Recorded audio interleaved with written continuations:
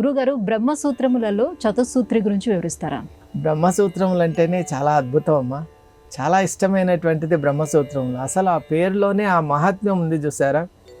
మనం మామూలుగా చూసినట్టయితే అనేక రకాలైనటువంటి సూత్రాలు ఉంటాయి, కానీ బ్రహ్మముకు సంబంధించినటువంటి, సత్యముకు సంబంధించినటువంటి, సత్యస్య సత్యమునకు సంబంధించినటువంటి, ఆత్మకు సంబంధించినటువంటి, శారీరకునికి సంబంధించినటువంటి సూత్రములు ఏవైనా ఉన్నాయా అంటే అవి కేవలం బ్రహ్మసూత్రములే.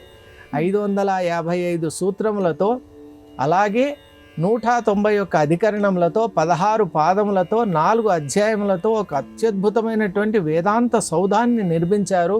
ఈ బ్రహ్మసూత్రములు అనే గ్రంథాన్ని వేదవ్యాస మహర్షి, బాదరాయణ మహర్షి ఈ గ్రంథాన్ని మనకు ప్రసాదించారు. అసలు ఈ గ్రంథంలో ఉన్నటువంటి 555 సూత్రములలో మొదటి 4 సూత్రాలని సంప్రదాయంలో చతుస్సూత్రి అని పిలవటం ఒక భావనం. చతుస్సూత్రిగా మనం భావిస్తూ ఉంటాం. అంటే బ్రహ్మసూత్రాల్లో కూడా 4 అధ్యాయాల యొక్క స్వరూపం ఈ 4 సూత్రాల్లోనే ఇమిడి ఉంది అని మనం గ్రహించాలి. అలా చూసినప్పుడు మొట్టమొదటి సూత్రమే అథాతో బ్రహ్మ జిజ్ఞాస అని బ్రహ్మసూత్రాలు ప్రారంభమవుతాయి. అసలు మొదటి సూత్రమే ఎంత గొప్పగా ఉంటుందంటే అథ బ్రహ్మ జిజ్ఞాస, అథాతో బ్రహ్మ జిజ్ఞాస అనేది మొదటి సూత్రం. ఇక జన్మాద్యస్యయతః అనేది రెండవ సూత్రం, శాస్త్రయోనిత్వాత్ అనేది మూడవ సూత్రం, తత్తు సమన్వయాత్ అనేది 4వ సూత్రం. కాబట్టి అథాతో బ్రహ్మ జిజ్ఞాస అని ప్రారంభమవుతూ ఉన్నాయి బ్రహ్మసూత్రాలు. అథ అనే శబ్దానికి అనేక గ్రంథాలు రాశారు, ఒక్క పదం పైనే అనేక గ్రంథాలు.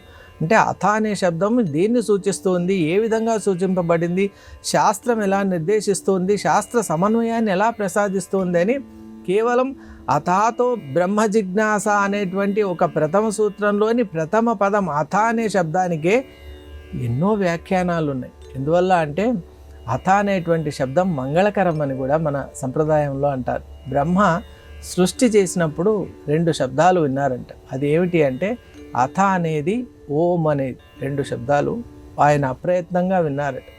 మరి ఆ దివ్య శబ్దాలు కాబట్టి, అప్రయత్నంగా విన్నారు కాబట్టి, భగవత్ సంకల్పంతో విన్నాడు కాబట్టి ఆ 2 శబ్దాలు కూడా శాస్త్రం అన్నీ కూడా ఎప్పుడు అథాతో ధర్మ జిజ్ఞాస, అథాతో బ్రహ్మ జిజ్ఞాస అని శాస్త్రాలన్నీ అథ శబ్దంతో ప్రారంభమవుతాయి. అలాగే ఓం అనేటువంటిది ఓం నమో భగవతే వాసుదేవాయ, ఓం నమఃశివాయ మంత్రాలన్నీ కూడా ఓంకారంతో ప్రారంభమవుతాయి. కాబట్టి ఇది ఒక విశిష్టమైన సంప్రదాయం. అసలు సనాతన ధర్మ లోపలికి గనుక మనం వెళ్ళినట్టయితే మనం వెళ్ళే కొద్దీ అత్యద్భుతమైనటువంటి విషయాల్ని మనం తెలుసుకుంటాం. సనాతన ధర్మంలో విలక్షణత లేని ఒక్క అంశం కూడా లేదండి. మంత్రాలకు ఓంకారం ఎలా వచ్చింది, అలాగే ఈ యొక్క శాస్త్రాలన్నీ కూడా అథశబ్దంతో ఎలా ప్రారంభమవుతున్నాయి, అలాంటి అంశాలు తెలుసుకోవచ్చు. అలాగే చతుస్సూత్రి విషయానికి వస్తే అథాతో బ్రహ్మ జిజ్ఞాస అని ఇప్పుడు బ్రహ్మ జిజ్ఞాస ప్రారంభింపబడుతోంది అని బ్రహ్మం గురించి ఏం చెప్పారంటే జన్మాద్యస్యయతః అంటే జన్మాది సమస్త సృష్టి అంతా కూడా ఆ బ్రహ్మము చేతే. నిజంగా చెప్పాలి అంటే వేదాంతం లోపలికి పోతే సృష్టి ఉన్నదా లేదా అనే అనేక రకాలైన మీమాంసలు, వ్యాఖ్యానాలు వస్తాయి. కాబట్టి ప్రస్తుతం మనం ఉన్నటువంటి ఈ స్థితికి కారణం ఏంటి అంటే ఇదంతా కూడా బ్రహ్మముపై ఆధారపడి ఉంది. అలాగే అటువంటి బ్రహ్మము సర్వమునకు కారణమైనటువంటి, ఇంత పెద్ద సృష్టికి కారణమైన ఆ బ్రహ్మమును తెలుసుకునే ఆధారం ఏదైనా ఉందా అంటే దానికి సమాధానం శాస్త్రమే.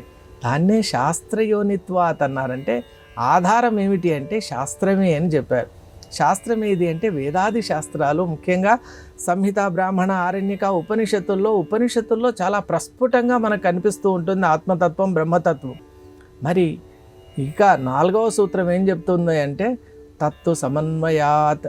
సమన్వయం అంటే వేదాంతంలో ఉన్నటువంటి సమస్త వాక్యములు, స్పష్ట బ్రహ్మలింగములు, అస్పష్ట బ్రహ్మలింగములు, అలాగే బ్రహ్మ నిర్దేశితములుగా కనిపించడమే, అద్వైతపరమైనవి, ద్వైతపరమైనవి, ఇలాంటి అనేక వాక్యాలు మనకు అక్కడ దర్శనమిస్తున్నటువంటి సందర్భంలో సాధకులకు సర్వ సమన్వయాన్ని చేసి చూపించేదే బ్రహ్మసూత్రాలు. కాబట్టి ఆ సమన్వయాత్మకమైనటువంటి శాస్త్రం బ్రహ్మసూత్రంగా మనం భావించాలి, మనం అధ్యయనం చేయాలి.